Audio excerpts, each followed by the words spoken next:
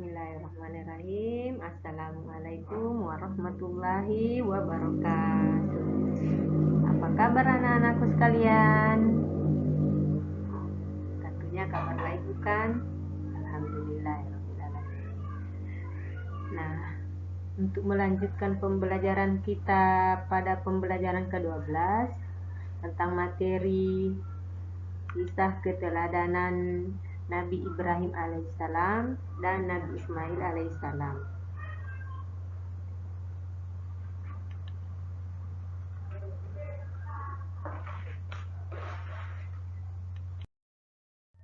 Adapun submateri kita kali ini yaitu hikmah kisah keteladanan Nabi Ibrahim alaihissalam dan Nabi Ismail alaihissalam. Hal-hal yang harus diperhatikan, yang pertama, mengikuti pelajaran dengan baik. 2. Berdoa sebelum belajar. 3. Menyimak video pembelajaran dari awal sampai akhir dengan tuntas. Dan yang keempat, mengerjakan dan mengumpulkan tugas tepat waktu. Sebelum kita lanjutkan pembelajarannya, anak-anakku sekalian, terlebih dahulu kita berdoa dulu ya. A'udzu billahi minasy syaithanir rajim. Bismillahirrahmanirrahim. Allahumma inni as'aluka ilman nafi'an wa rizqan thayyiban wa amalan mutaqabbala. Rabbi zidni ilman warzuqni fahman. Amin.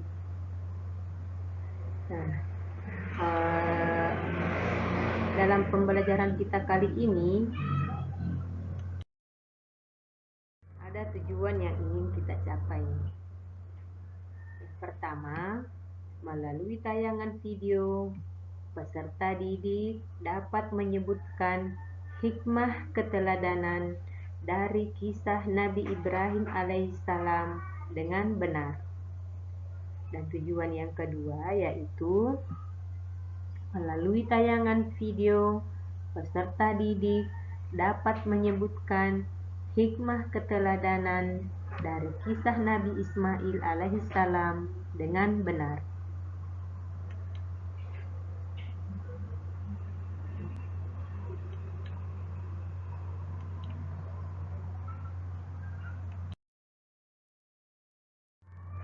Nah, untuk mempersingkat waktu, silakan disimak video pembelajaran tentang hikmah kisah keteladanan Nabi Ibrahim alaihissalam dan Nabi Ismail alaihissalam berikut ini.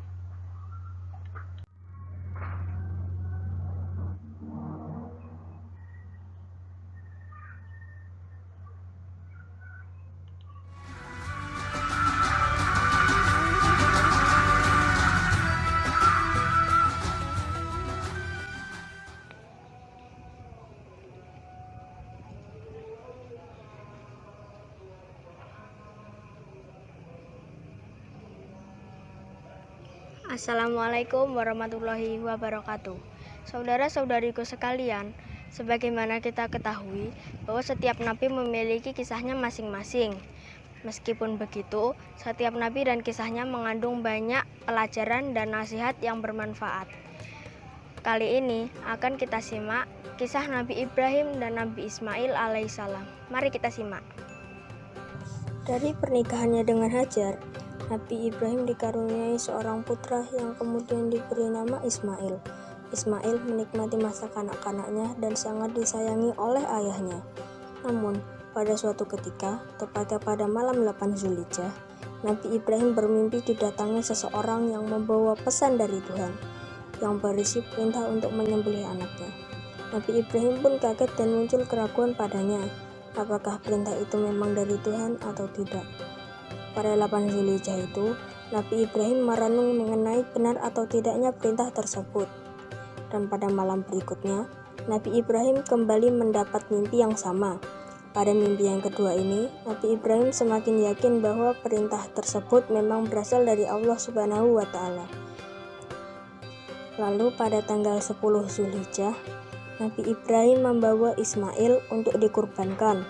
Ismail pun bersedia dikurbankan karena meyakini bahwa perintah itu datangnya dari Allah Subhanahu wa Ta'ala. Selama di perjalanan, Nabi Ibrahim dan Hajar diganggu setan yang ingin menggagalkan rencananya tersebut. Kemudian mereka melempari setan itu dengan batu. Hari penyembelihan telah tiba, namun parang yang sudah ditajamkan tersebut menjadi tumpul saat ditempelkan ke Ismail. Nabi Ismail alaihissalam berkata, "Wahai ayahku, rupanya engkau tidak sampai hati memotong leherku karena melihat wajahku. Cobalah telengkupkan aku dan laksanakanlah tugasmu tanpa melihat wajahku." Nabi Ibrahim menuruti perkataan putranya tersebut. Hal itu tidaklah berguna. Parang itu tetap tumpul dan tak mau sedikit pun menyakiti Nabi Ismail alaihissalam. Disinilah terungkap bahwa apa yang diperintahkan Allah Subhanahu wa Ta'ala tersebut adalah ujian untuk Nabi Ibrahim dan Nabi Ismail. Sejauh mana cinta dan ketaatan mereka terhadap Allah Subhanahu wa Ta'ala, dan mereka membuktikannya. Keduanya lulus dari ujian yang berat itu. Nabi Ibrahim alaihissalam telah menunjukkan kesetiaan yang tulus dengan pengorbanan putranya untuk berbakti melaksanakan perintah Allah Subhanahu wa Ta'ala. Sedangkan Nabi Ismail alaihissalam tidak sedikit pun ragu atau bimbang dalam melaksanakan kebaktiannya kepada Allah Subhanahu wa Ta'ala dan kepada orang tuanya dengan menyerahkan jiwa raganya untuk dikorbankan. Nabi Ibrahim merasa bingung karena gagal melaksanakan tugas yang diembannya. Pada saat itu turun wahyu dengan firman-Nya, "Dan kami panggillah dia, hai Ibrahim, sesungguhnya kamu telah membenarkan mimpimu itu. Sesungguhnya demikianlah kami memberi balasan kepada orang-orang yang berbuat baik. Sesungguhnya ini benar-benar suatu ujian yang nyata. Dan kami tebus anak itu dengan seekor sembelihan besar." Kemudian sebagai ganti nyawa Nabi Ismail alaihissalam yang telah diselamatkan itu, Allah memberikan Nabi Ibrahim alaihissalam menyembelih seekor domba yang telah tersedia di sampingnya dan segera dipotong leher kambing itu oleh beliau dengan parang yang tumpul di leher putranya itu.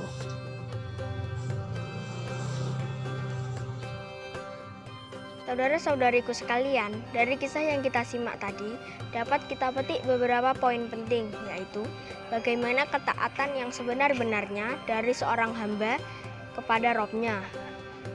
Kemudian, tentang contoh seorang ayah, yakni Nabi Ibrahim alaihissalam dapat menanamkan dan mengajarkan tentang keimanan kepada anaknya. Dan masih banyak lagi. Demikian kisah kita hari ini. Semoga bermanfaat. Wassalamualaikum warahmatullahi wabarakatuh.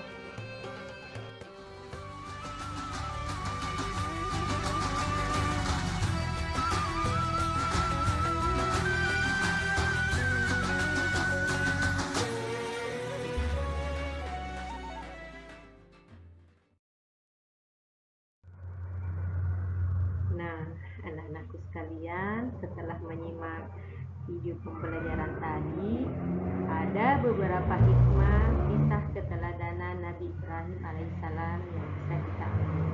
Yang pertama, mematuhi segala perintah Allah Subhanahu wa Ta'ala meski terasa sangat berat sekalipun. Yang kedua, meyakini bahwa semua keputusan Allah Subhanahu wa Ta'ala adalah yang terbaik. Dan yang ketiga, patuh dan taat kepada kedua orang tua. 4, sabar, tabah, dan ikhlas dalam menjalankan ketaatan kepada Allah Subhanahu wa Ta'ala. Yang kelima, tawakal atau berserah diri atas semua ketentuan Allah Subhanahu wa taala. Adapun hikmah dari kisah keteladanan Nabi Ismail alaihissalam,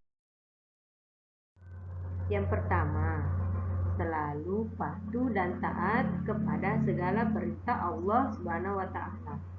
Yang kedua, selalu patuh dan taat kepada kedua orang tua. Yang ketiga, sabar dan rela berkorban menjalankan perintah Allah Subhanahu wa taala. Dan yang keempat, Nabi Ismail alaihissalam bekerja keras sejak kecil. Misalnya membantu ayahnya Nabi Ibrahim alaihissalam membangun Ka'bah.